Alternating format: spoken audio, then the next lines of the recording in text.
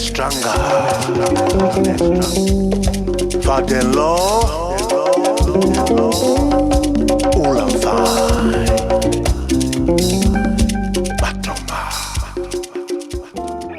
Hello, this is Bunton Cole with A Vision for Africa. In this episode 8 of my series on A Vision for Africa, I'll continue with the Atlantic Age of Africa, its benefits to world trade, and its impact on Africa. Slavery is as old as civilization itself. Slavery played a central role in world trade and certainly contributed to the domestic economy of the Kingdom of Congo. The enslavement of people was the crucial factor of the expansion of the wealth of the Kingdom of Congo. The Portuguese readily purchased slaves from Africa and exported them to Portugal. That was its business. The rules of enslavement in Congo was that only outsiders or foreigners could be enslaved. The Islamic rule was that Muslims cannot enslave other Muslims, but anything else goes. Portugal simply ignored all of those rules. Alfonso obeyed those rules and only captured and enslaved war enemies. But the Portuguese ignored those rules and enslaved anyone they caught. The corrupt practice created by the Portuguese became so widespread that it caused massive chaos and depopulation of young men in Central Africa. The discovery of the New World, which is South America, ignited the trade in slaves to astronomical heights, which resulted in the decimation of stability and the population of Africa and turned the world upside down. The Portuguese landed in Brazil in 1500, while other European explorers were also discovering the New World, where more natural resources like gold, silver, tobacco, cotton, and vast agricultural lands were discovered and available for grabs. The desire to exploit these markets and maximize profit among the Europeans and the Portuguese meant increase in the demand for cheap labor forces in the form of slaves from Africa. In 1575, the King of Portugal, in his need to meet the huge world demand for slaves and Congo's desire to associate with Portugal, provided the opportunity for Portugal to make a deal with the King of Congo to create their own Portuguese city in Africa, which was Rwanda. The Portuguese used African slaves to build their city of Rwanda while exporting more slaves to the New World in the transatlantic slave trade, thus maximizing profits. This increased pressure on Congo for more slaves. It was a brilliant business arrangement for the Portuguese, but devastating for Africa. 1.4 million African slaves were exported from Africa. The Portuguese social experiment devastated Africa. Realizing the devastation the Portuguese had caused and continued to cause, Ndongo waged war against the Portuguese in 1579. Unfortunately for Africa, the series of wars against the Portuguese lasted for decades and caused further devastation of the population as the wars generated vast quantities of slaves for the Portuguese.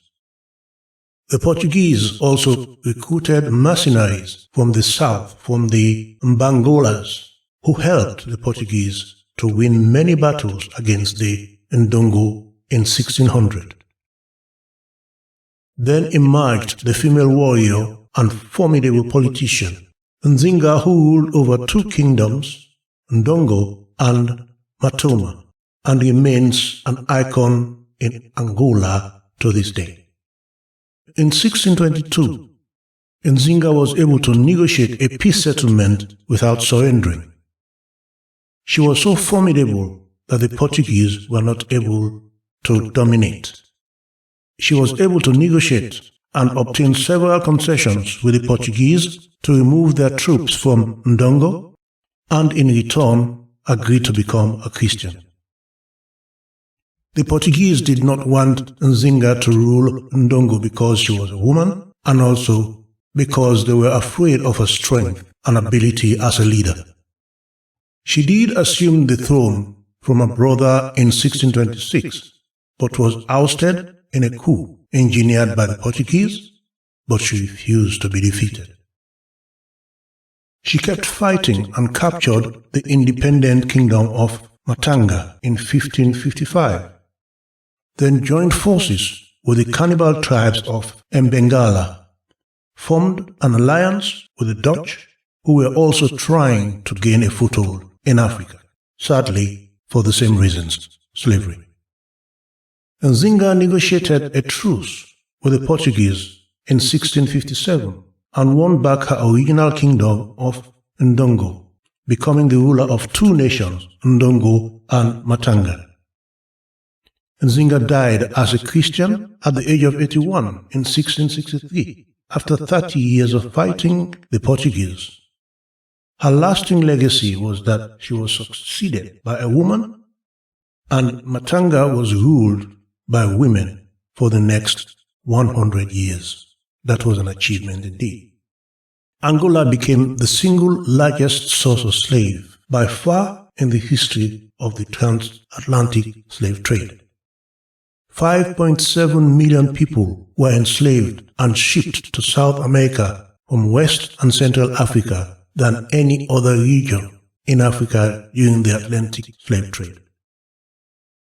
25% of the slaves shipped from West Africa and Central Africa to South America were shipped from Angola. The Portuguese have a lot to answer for the slavery in Africa, as well as their devastation of the Aztec Indians. European forts were constructed along the west coast of Africa, where the business of exporting slaves was conducted during the Atlantic slave trade. Eventually, the French, British, Dutch, Portuguese, and Spanish all became engaged in Africa with the African rulers in the Atlantic slave trade during the 18th century. Over 50% of all transactions occurred during the 18th century, that is the 1700s. From these facts, we can see that the Great Slave Trade was a major transatlantic business that involved both the Portuguese and African leaders of that era. An average of 65,000 African slaves were transported every month during the 18th century, reaching a peak of 108,000 in 1791, with Benin being the busiest port of export during the era. Dahomey was the main port, nicknamed the Slave Coast, from which over 500,000 slaves were exported. The whole trade in slaves was seen as a business opportunity, nothing else. Dahomey was the strongest war nation during the 18th century, encouraged by their leaders to expand after each war, primarily to increase the wealth generated from the trade. Dahomey also had a strong art and traditional culture, like voodoo, which came from there to Brazil. Her nation was militaristic and reputed for its violence and artistic architecture seen on their palaces. Women were used as sex objects in wars to attract warriors and confuse the enemies. Proceeds from the sale of slaves funded further trades in slaves. The slave trade robbed Africa of her most valuable resources, young men and able-bodied men, who were sold at a fraction of the value they would have generated during the lifetime of work. The skills of the African were also exported away from Africa to the New World, which was used to enrich their owners. The slave trade left an imbalance between men and women, where the ratio was as high as 2-to-1. There were 2 women to 1 man. It also destroyed cultures, regions, economies, and progress, which are still felt today in Africa. Africa was reduced to a culture of defensive communities. Africans are not lazy. They were exploited and betrayed by their own leaders and the Portuguese. One of the African champions who defended his people against slavery was a religious leader called Usman Danfodio, who was a teacher in a royal household in Nigeria. He reacted against the type of slavery practiced in Gobert, where he was close to the royal family. He opposed the violation of the Islamic law that forbade Muslims from enslaving other Muslims, and reacted against it by forming his own army. But first, let's bring our emotional temperature down with one of my songs, which is an appeal to support our young in Sierra Leone, West Africa. I was accompanied on the keyboard by one of the greatest and well-known instrumentalists from Sierra Leone, Colin Spratt, popularly known as the Champ. Enjoy Let We Help Them, meaning let us help them.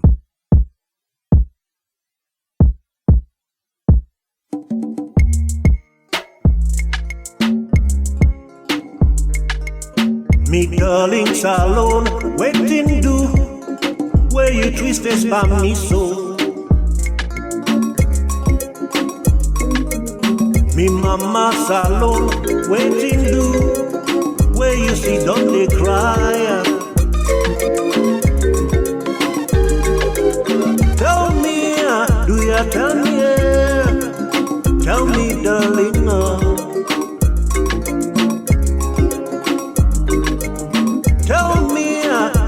tell me, oh, that we find the solution. Tell me, do ya tell me, make you smile again. Do ya wanna help me, make me mommy smile.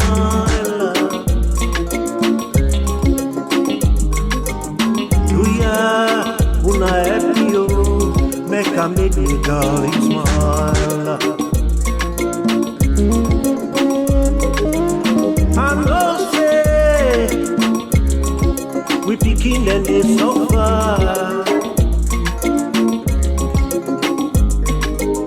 I know say you self no say, then they wait for tomorrow.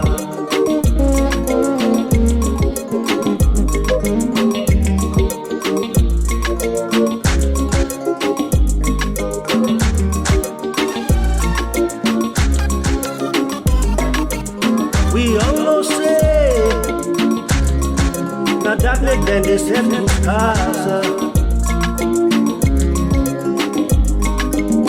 do ya wanna help me make way with the kingdom?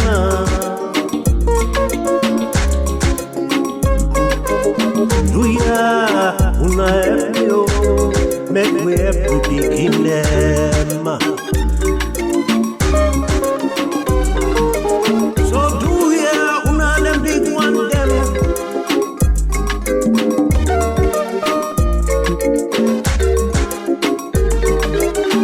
We come together and we aid, for we begin and say, now we come together and we aid, for we begin and say, do ya wanna help me, for we begin and say,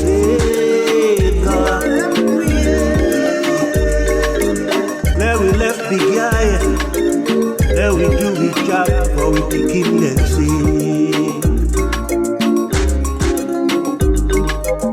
There we left the guy and do we work, for we begin and sing.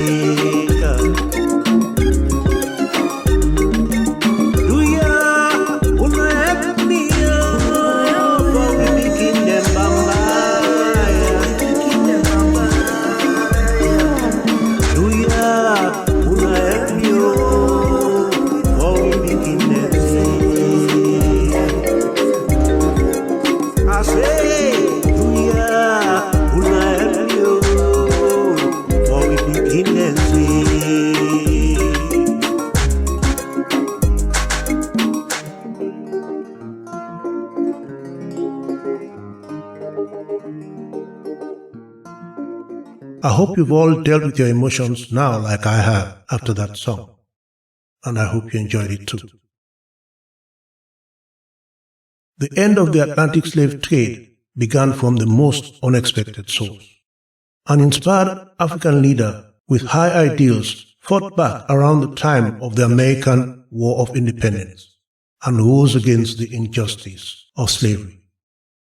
Danfodio denounced the practice and organized victims who had been victimized by this practice and led them to fight the leaders of Gobert. 300 of the fighters were taken and sold into slavery, but he didn't give up. After recovering from that loss, he organized again and launched another attack against the enemies of God, as it came to him in a dream, and executed the king of Gobert and established the Caliphate of Sokoto. Danfodio's efforts started a revolution against the practice of Muslims enslaving Muslims. Soon his contemporaries in West Africa joined the revolution and fought against the practice of slavery in 1776. The Sokoto Caliphate became the strongest caliphate in Africa because of the religious ideals of its upright leader, because of his strong principle that is based on morality and justice.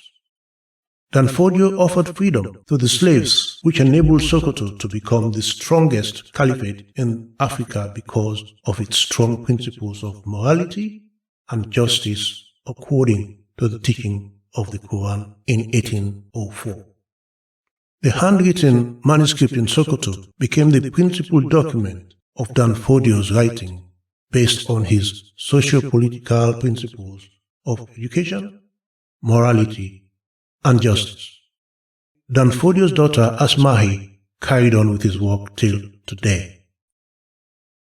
Trade boomed among the Muslims, but ironically, Sokoto still practiced slavery, with Sokoto having more slaves than anywhere else in Africa. It is a reality of life that has existed since time began. The Atlantic slave trade cost Africa 12.5 million human beings over the 350 years it was practiced. The human cost of slavery is still felt around the world even today, but Africa still hopes that a change for the better will come. We have no choice. Let's listen to Touch Me, a raunchy love song by my band performed live around our London venues a few years ago. That was quite popular among my young fans in these venues.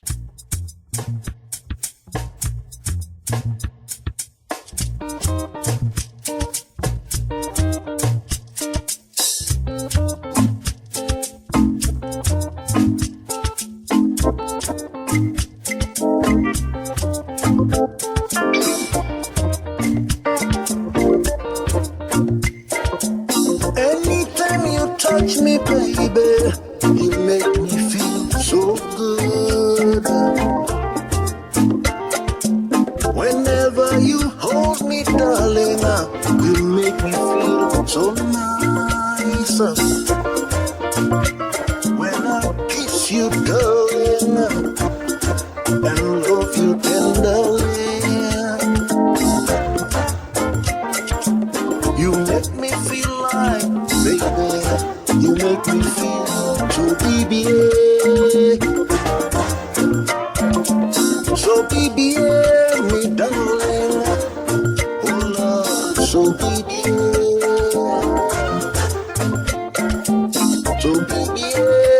touch me, darling, I tell you, so baby,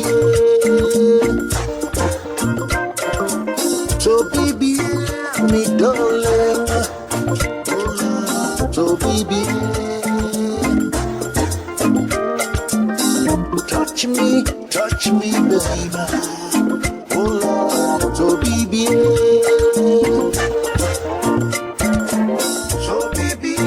me darling, so baby, touch me, baby, so baby.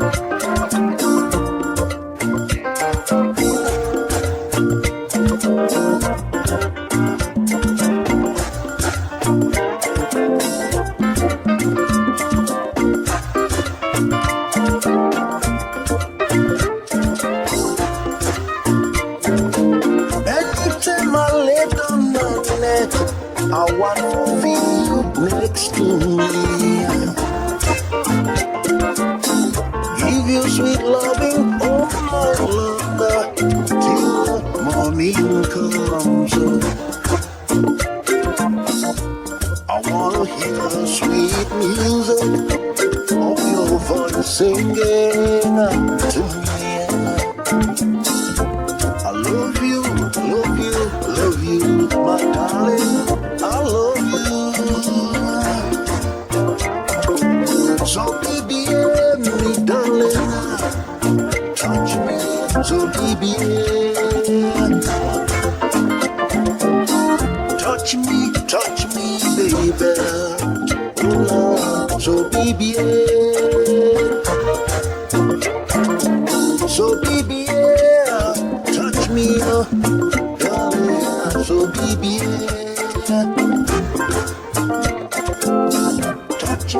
touch me, baby. So baby, so baby, darling. So baby, touch you, baby. So baby.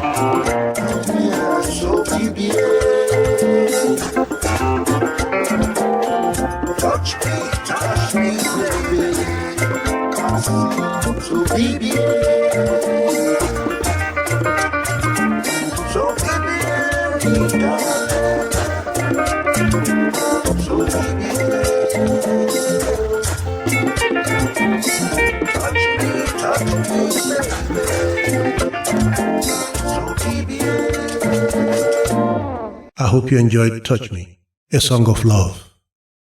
In this and the last episode, which was episode 7, I gave an account of how the Portuguese exploited Africa for human resources and established the Atlantic slave trade.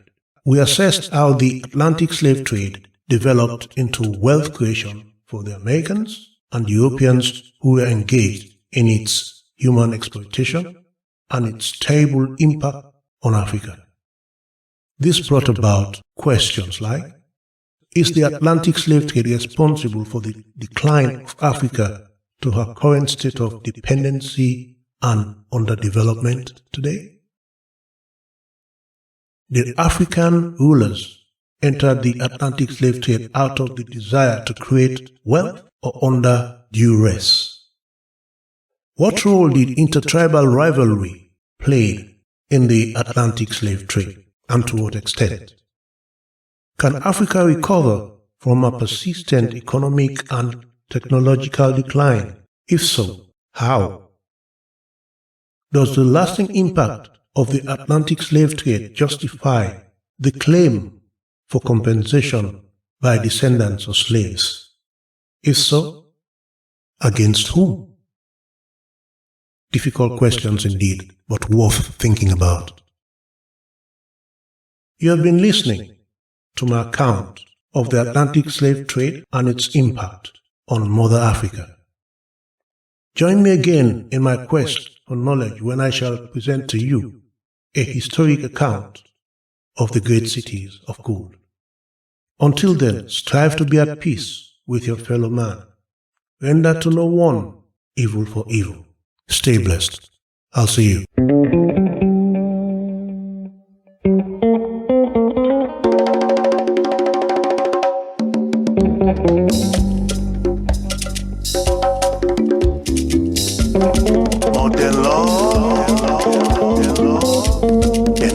stronger. For the law